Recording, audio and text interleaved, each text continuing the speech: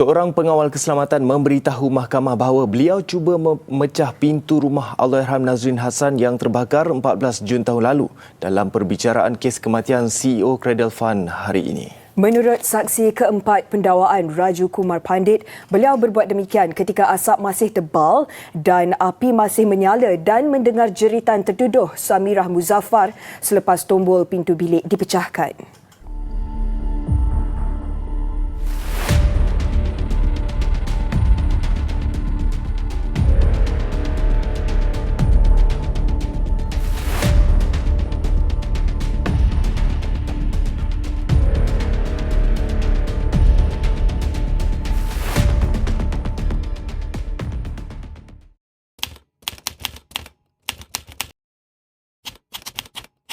Hi, so in this video, we're going to talk about one of the murder cases that was happened in Malaysia for about 4 to 5 years ago. Unfortunately, happened to the victim, known as the former cradle of Fund CEO Nazrin Hassan. Now we are going to look at the fact of the cases or the timeline of the murder case that was happened in 2018. In 14 June 2018, fire report was made at 12:30 p.m. at the victim's house. During the incident, the accused Samirah Muzaffar and her 2 children were at the house with their maid, known as Eka Wahyu Lestari. Pandit Kumar Raju, the security at the residential area, received a call from the house concerned about the fire incident. He rushed to the scene and saw the smoke coming out of the house. He had entered the house and waded through thick smoke to find the deceased in his bedroom. The accused tried to enter the victim's room after the doorknob was broken, but was prevented by Pandit Kumar due to the smoke and fire was being too intense.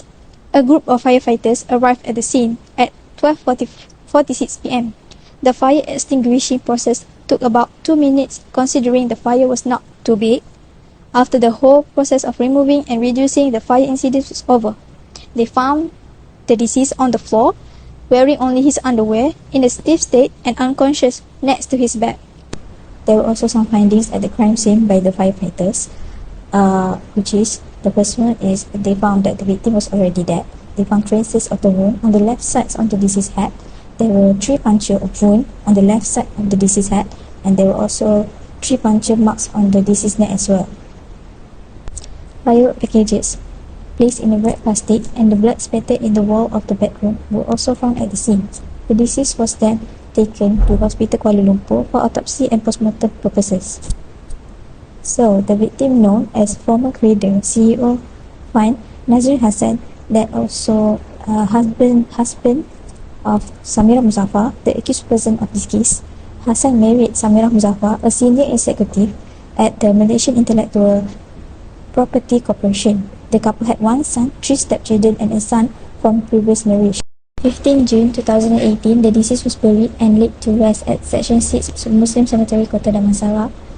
In 25 June, the forensic report confirmed that there were traces of petrol on Nazrin's body, bed, mattress and the victim's mobile phone.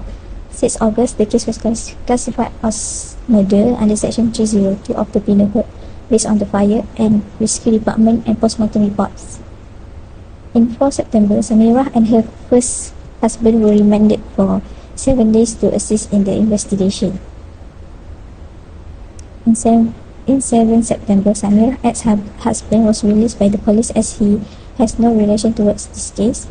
And in 9 September, 2 teenagers were remanded that there were also Samirah's children and the deceased stepsons for 7 days to assist in this investigation.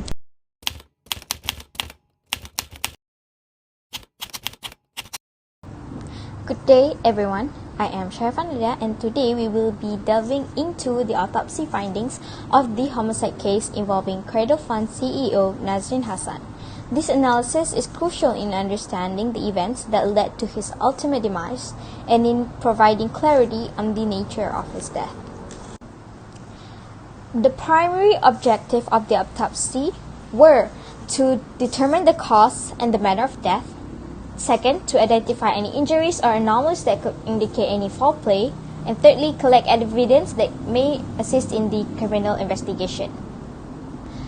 Upon external examinations, observations were made that the body was found in extensive burn injuries, primarily on the upper torso and the face. There were lacerations and blunt force trauma to the head, inconsistent with the initial fire hypothesis.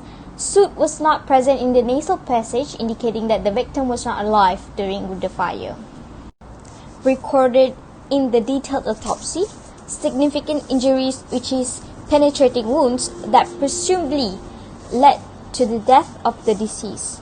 First, measuring out 5 to 4 cm at the left parietal region, this wound tore the scalp and was associated with a comminuted depressed fracture of the left parietal bone. The broken bone pieces were pushed into the left side of the cranium and tore the dura mater.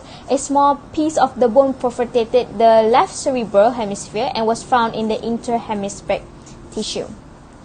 Next wound, measuring out 4 to 3 cm at the anterior half of the mid-parietal region. This wound tore the skin, subcutaneous tissues, and the underlying bone. The third wound is measured out as 2 and 1 cm at the right side of the central forehead. This wound tore the skin, subcutaneous tissues, and broke the underlying frontal bone. And the last wound measured out is the 3 to 2 cm on the left side of the central forehead. This wound tore the skin, subcutaneous tissues, and broke the underlying frontal bone. These findings are critical as they indicate the injuries that were inflicted with the significant force, causing severe trauma to the skull and brain. The presence of multiple penetrating wounds along with the fractured bones and deliberate setting of the fire suggests a violent encounter inconsistent with the accidental fire.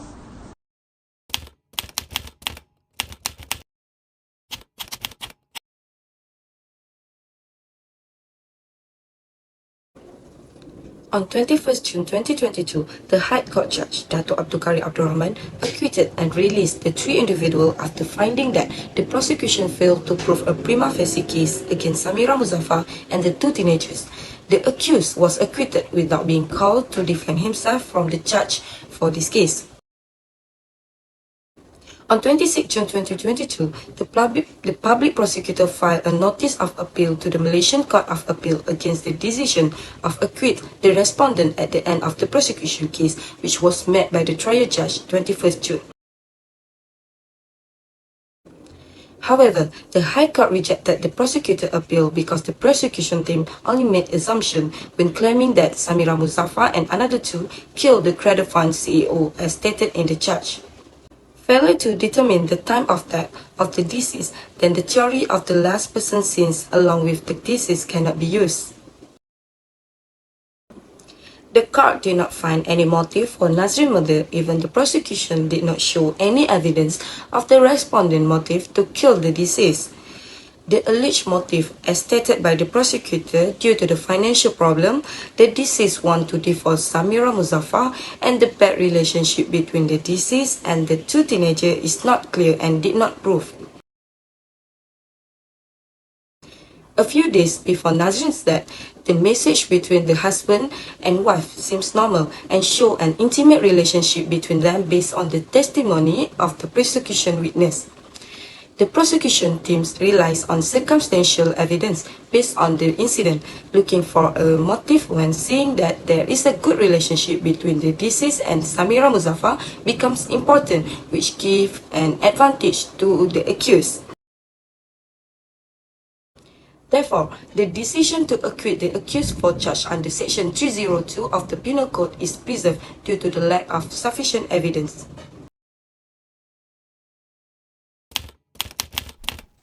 Next, we will be discussing the critical aspects of determining the time of death and the cause of the death in forensic investigation, and we will delve into 2 key points. First, determining the time of the death, and second, uncovering the causes of death in specific case detail. So, firstly, understanding the time of death is crucial at any investigation. In this case, it was determined that the deceased did not die in a fire.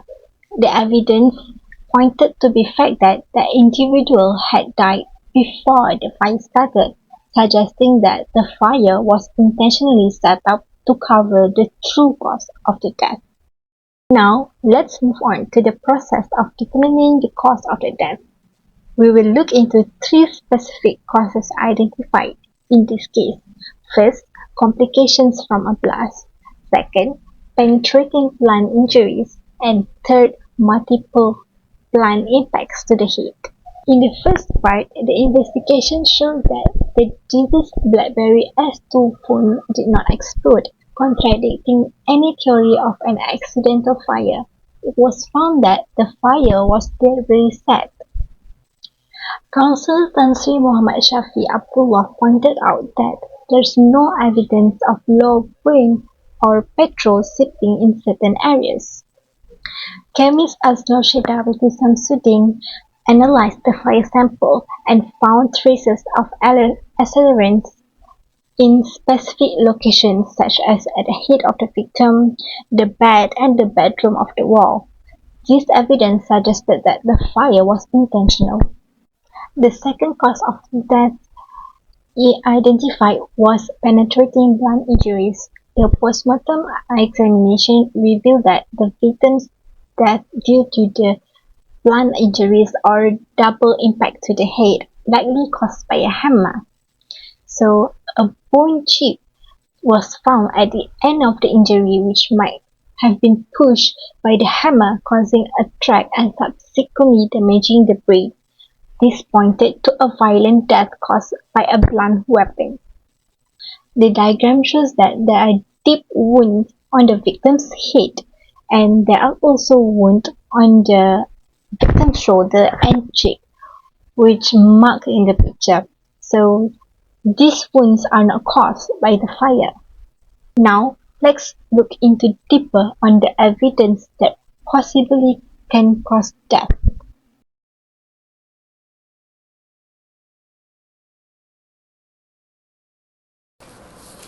From the investigation, there are a few evidence that have been found that believed to be the possible cause of death.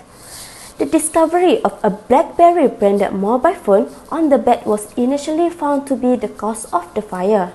However, after the investigation, it was found that the phone only had burn marks and there was no explosive effect on the phone that could have caused a fire. Based on the analysis, there are multiple fire origins detected in the main bedroom in three locations, which are on the victim's head, the right side of the mattress, and also on the right side of the headboard. The result of the analysis from the scientific officer found that the sample marked as C, which is the victim's head, D, the right side of the mattress, and E, on the wall on the right side of the headboard, contain flammable liquid residue of gasoline type. Based on the finding of gasoline, the source of the flame that triggered this fire was an open flame source such as a lighter or match used to light the gasoline that had been poured in that three parts. The discovery of a firecracker stick that had been set ablaze is also said to have sparked a fire that could set the pepper dose in petrol on fire. The result of the reconstruction and the test conducted found that the result of the firecracker splash is the same as the effect found on the wall of the crime scene. The last evidence that believed to be the possible cause of death is the discovery of a hammer in the yard of the victim's house. The investigation found that the hammer that had been used to hit the victim's head, causing injuries that lead to the death of the deceased. Based on the finding of the evidence, it was found that the cause of the fire was categorized as intentionally set because there are elements of crime such as the use of accelerant and other indications that lead to criminal and treacherous act.